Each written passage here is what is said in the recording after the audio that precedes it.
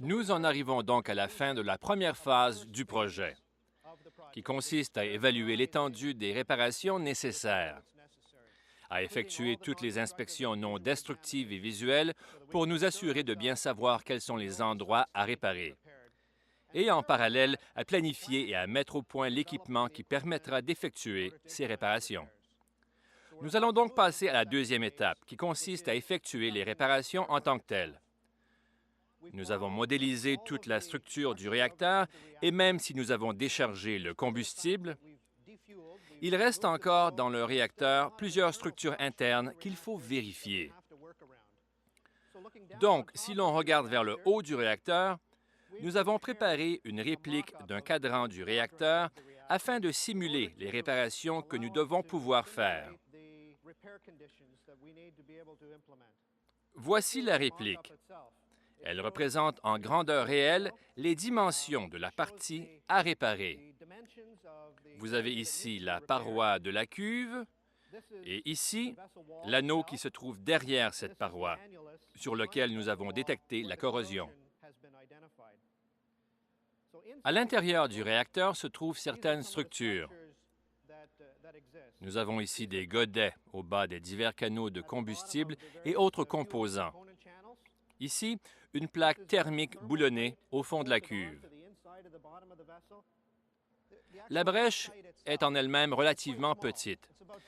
Elle mesure environ 3 mm à une élévation comme celle-ci, ce qui est relativement petit. Un peu comme un trou d'épingle dans la cuve du réacteur, et elle doit être réparée en plusieurs endroits de la circonférence à cette hauteur. Nous avons effectué des inspections non destructives pour mesurer l'épaisseur de la paroi de la cuve entre cette élévation et à peu près ici. Et cela nous donne une très bonne idée de l'état et de l'étendue des réparations nécessaires.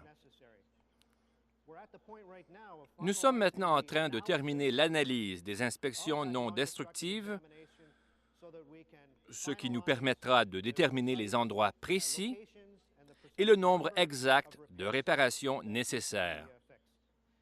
L'intérêt de cette réplique est que nous pouvons l'utiliser pour mettre à l'essai les outils que nous devons déployer à l'intérieur de la cuve du réacteur. Nous avons donc besoin de suffisamment de formation sur maquette et de développement devant nous pour nous assurer que les outils sont absolument et entièrement prêts au déploiement et qu'ils effectueront les fonctions nécessaires. Donc, une fois de plus, nous introduisons les outils par le haut du réacteur par des petites ouvertures qui ont environ ce diamètre. Il s'agit d'un grand ensemble de plus de 30 pieds de long qui doit descendre par les ouvertures pour reposer sur un godet comme cela, le tout ressemblant à un parapluie. Il descend, s'appuie et se déploie.